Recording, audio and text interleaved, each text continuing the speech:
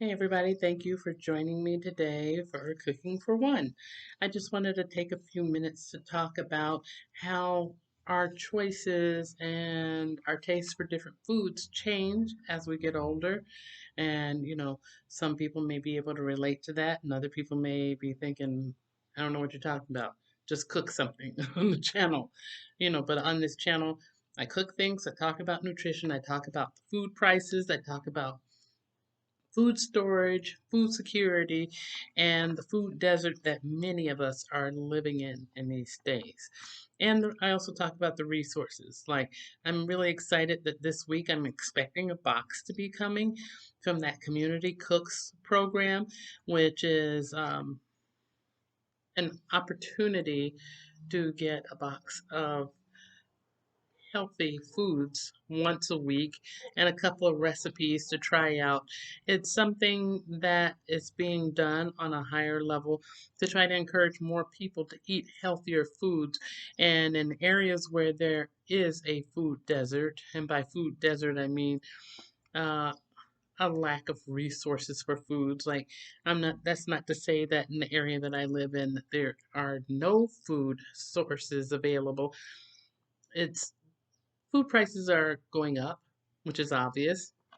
But then there's also um, the availability of it in relation to where I live.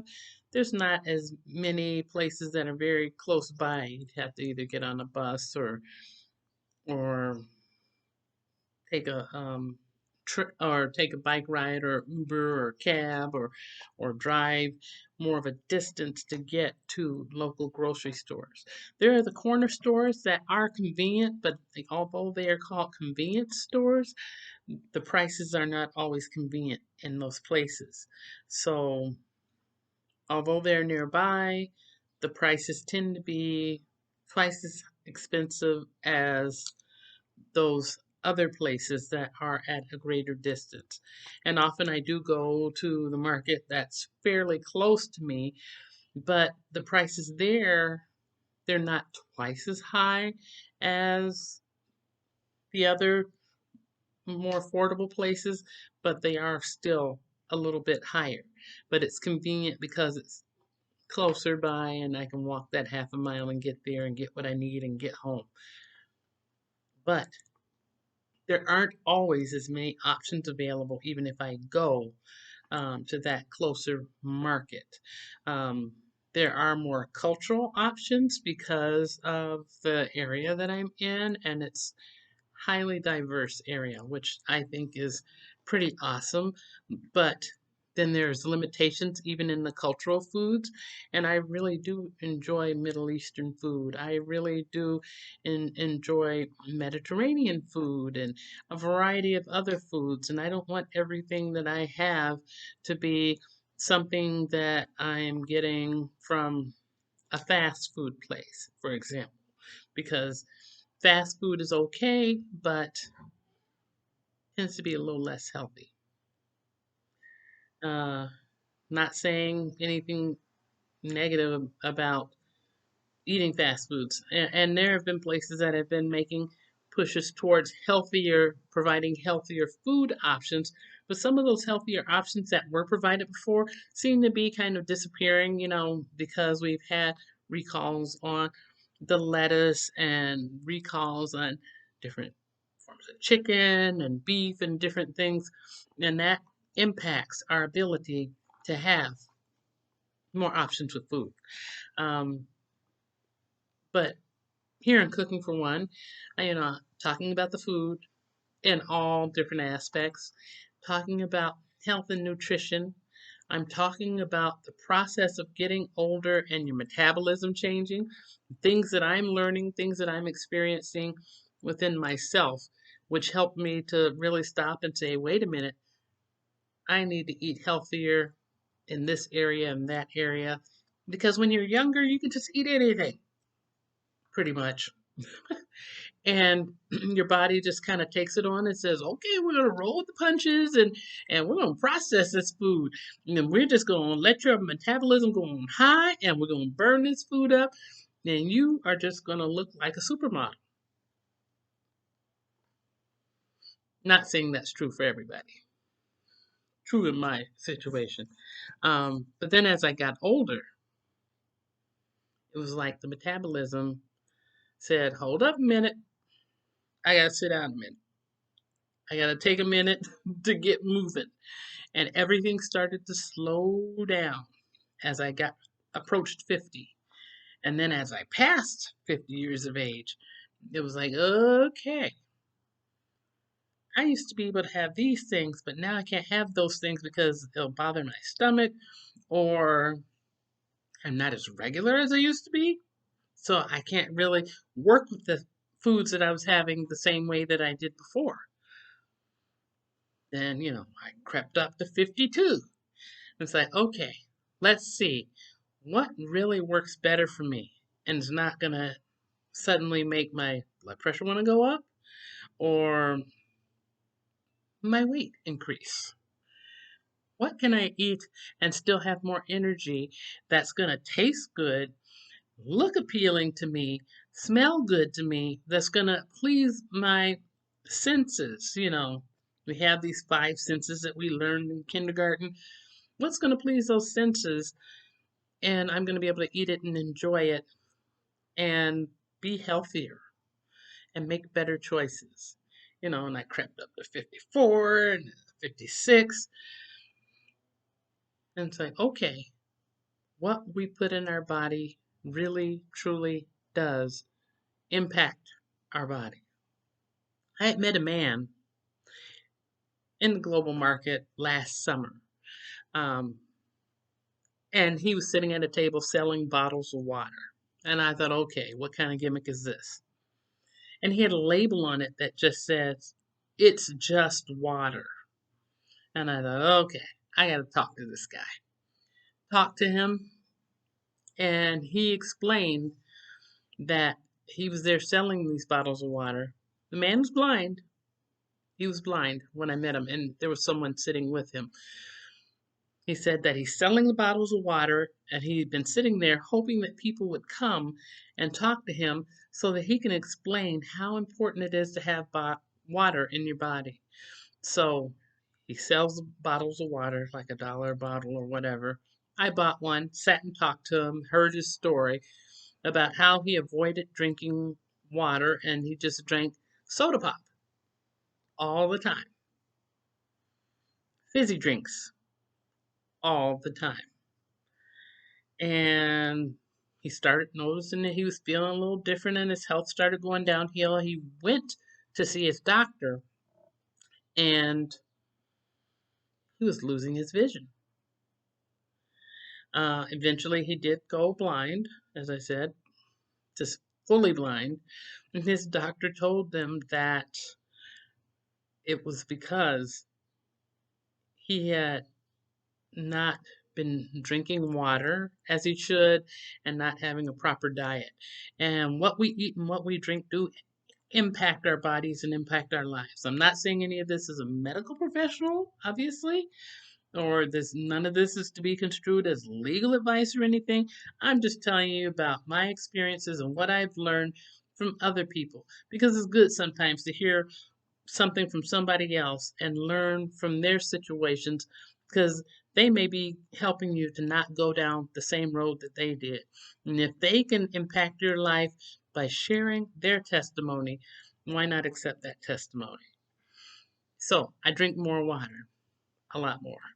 And of course, with the weather being as it is, with these wonderful heat waves, and people are almost cooking in their car, sitting out in the car. You can't leave children just out in cars all day long. It's just not safe. It's not safe. It's not practical. It's not healthy. It's not good to leave pets out in the cars when it's excessively, oppressively hot like it is right now. And that's exactly what it is. So, drinking more water.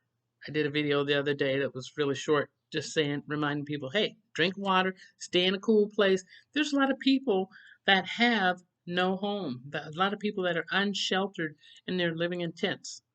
I still see people every day when I go out of my place, people living in tents.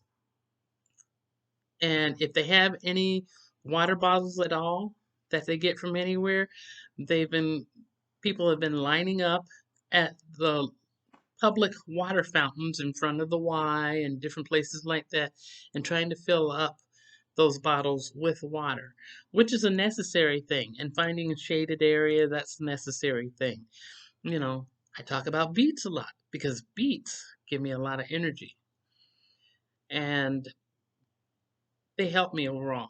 Like with my blood pressure came down according to my doctor.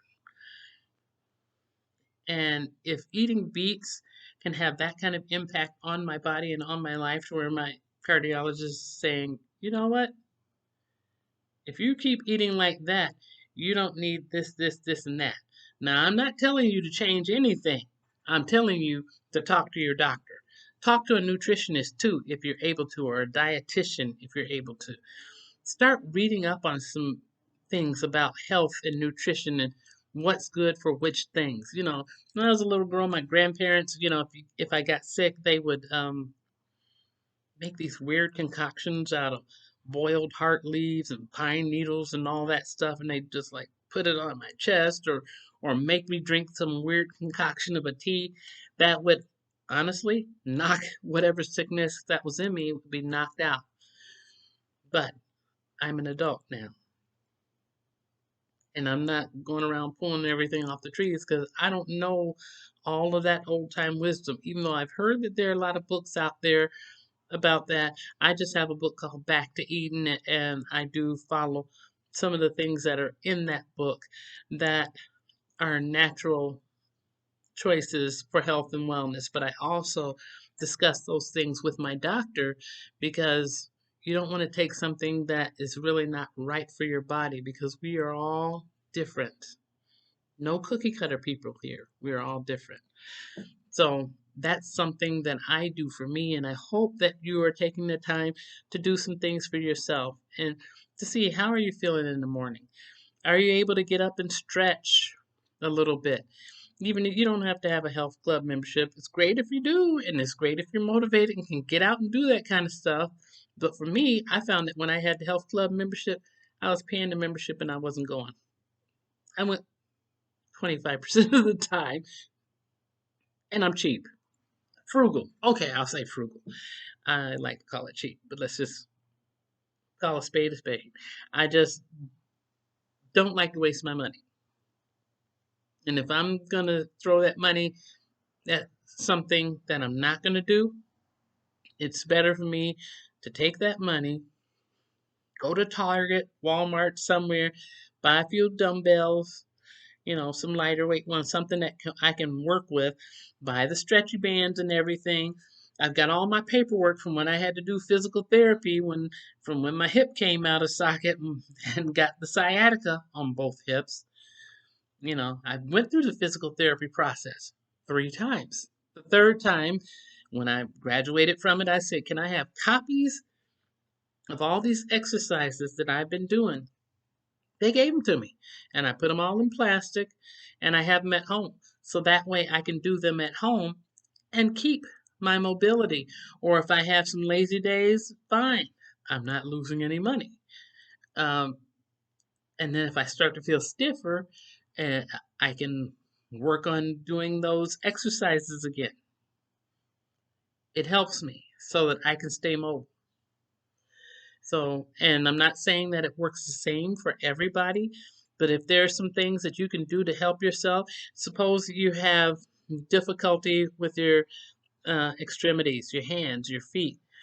If your hands stay like this, maybe you could start off just working on trying to open your hand a little bit. Maybe roll up a washcloth and put it in there so that it's not as tight, and you keep working on it until eventually you can get things moving a little bit, and eventually be able to do some quick hand exercises so that you can have a little bit more mobility in your hands or in your feet, in your ankles, in your arms, wherever it needs to be. Work on things one step at a time and one day at a time. It's worth it because you're worth it. And getting older does not mean that it's the end of the world. You have to keep your mobility up as much as possible. I love watching videos from some of the older YouTubers, like Russ is Right, has a great channel. And he has what feels like a zillion e-bikes. I know it's not really a zillion, it just feels like a zillion e-bikes. I just have one e-bike, but I think that he is so cool to be out there on his e-bike at over 62 years old after having knee surgery. He didn't decide to just sit back and just let everything kind of fall apart on him.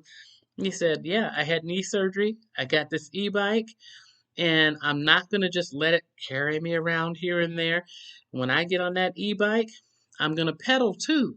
So he's able to use it to help him along, but he's still pedaling too, which helps him with his range of motion so that he's still doing something positive and helping himself in that whole process. That's just what I wanted to say today. Or maybe you've gained some weight or something and you just feel kind of like blah. Or maybe you're just feeling kind of depressed, because we just went through the 2 years of being shut in seemingly forever. And the world has changed. How we handle things in the world has changed. People are doing telemed. We're talking to our doctors through our computers. I remember in the 70s when they were saying that we would be making telephone calls through the computer. Um, it was actually on the back of the telephone book that was like this thick back in 1972, I believe it was. Um, and here we are talking to people through the computer. We can see people and see what they look like. Almost like the Jetsons, except on the Jetsons, they would put a fake face in front of them to make them look wonderful. And if the face goes kapoing and falls off, then people really saw how you were looking and feeling. Instead of having the fake face, let's just be real. How are we feeling? Am I tired? Am I motivated? Am I sad? Am I depressed? If you're sad or depressed, there is BetterHelp, which is available online. That's for counseling that you can get online. Um, there are lots of options. You can contact your own doctor, schedule an e-visit. They may have you go in for blood work, get your blood work, go home, and they'll call you on the phone, and you can hold up your phone and either look at them through the phone or through a tablet or a computer or whatever. There's a lot more options. And for people that are uncomfortable with doing those things through their phone or their tablet or whatever, there's a process for helping people to get used to that. Because believe me, I was not all that tech savvy. And as you see, this video still doesn't have any music on it because I'm on that learning curve. But I can get on here and yap to you, and I can prepare some food and dehydrate food, which are kind of my favorite things to do, especially the dehydrating. I was at the store today. Actually, it was a drugstore, but they carry, some food products. One whole aisle, clear as a whistle. They had stuff stacked on the end of the aisle, but it looked like it needed to be put on the shelves, but it wasn't really enough to even fill that shelf. But, I just said, well, what am I here for? Let me focus on what I'm here for, see if there's any good deals. Um, and there were a few good deals, so I was like, hey, buy one, get one free? Let me get a couple of those for $1.99. Yes. Let me see what's over here. Okay, I can take that. What's good? What's workable for me? So you can try to get what you need, especially if it's available. Um, get what you need. And if you have pet like cats and dogs, there are cat and dog food shelves, not just the animal shelter. There are actual cat and dog food shelves in different areas. So try to check those things out if that's something that you need. If you have United Way's First Call for Help or another First Call for Help type of resource where you can call a telephone number and they say, yes, Here's the phone number, here's the address, connect you to that resource. Go for it. There are veterinary services available for your pets so that they can be up to date on their shots and different things. And some of those are done for free by people that are in the university that are in a veterinary training program, and they will have an instructor with them to make sure that they're doing everything properly. It's legit. You get that paperwork that you can turn in so that your pet's license and everything comes, and you are, not sanctioned for not being up to date on any shots or anything like that, or if your pet's sick and needs specific meds or whatever. So, just a few tips I just wanted to share with you today. Hope you're doing well. Hope you're staying cool in these hot days. It depends on where you are, I guess, in the country or in the nation. Earlier today, someone said that, made a joke that Minnesota is hotter than Florida and colder than Alaska. And actually, it's kind of true. It's much more humid than Florida. I mean, and I was like pouring sweat today. Um, and as compared to Alaska, yes, it does get much colder. You think, ooh, Alaska, it's going to be freezing. It snows in Alaska, but it snows like 6 months out of the year here. So it's just interesting, and I think it has to do with where we are in the nation in relation to, the you know, all the lakes. They say it's the land of 10,000 lakes, but actually it's like 21,000 or so lakes here in Minnesota, and um, and where we are in relation to mountainous areas and other things. But wherever you are, and however it is where you are, we have to learn how to be prepared for whatever comes up. Um, so I hope that you are preparing. I hope that you have some things put aside and that you continue to prepare and organize. Make sure that you're rotating your food. So, like canned goods, you definitely want to check the date and you want to rotate it and use first bought and put the new things behind it. So then, as you work through, you're constantly eating the older stuff first.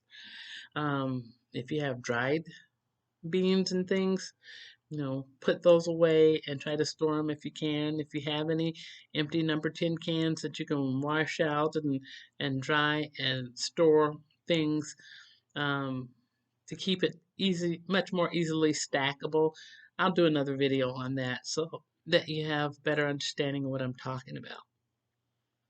But I think I'm going to stop for now. Thank you for joining me. Hope that you're staying cool. Stay cool. Dress comfortably. See, I have no sleeves today. Um, and try to have everything that you need in place.